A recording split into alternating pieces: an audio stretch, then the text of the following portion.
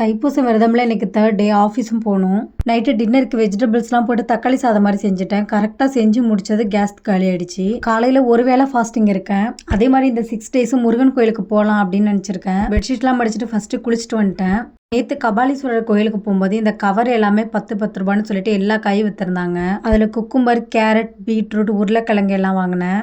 எனக்கு ulcer problem இருக்கிறதுனால கம்ப்ளீட்டாக என்னால் சாப்பிடாம இருக்க முடியாது. அதான் பசிக்கிறப்ப சாலட் மாதிரி சாப்பிட்டுக்கலாம் அப்படின்ட்டு குக்கும்பர், கேரட் கட் பண்ணி எடுத்துக்கிட்டேன். ஃபாஸ்டிங்கிறதுல சயின்டிஃபிக் பெனிஃபிட்ஸும் இருக்குது.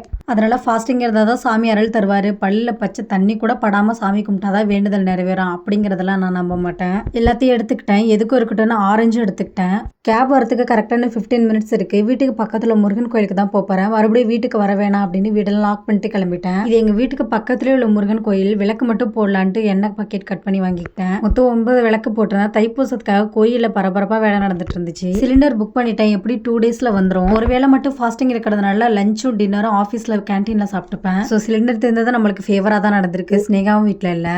யாரெல்லாம் தைப்பூச விரதம் இருக்கீங்கன்னு கமெண்ட் பண்ணுங்க. நெக்ஸ்ட் vlogல பார்க்கலாம். டாடா பாய்.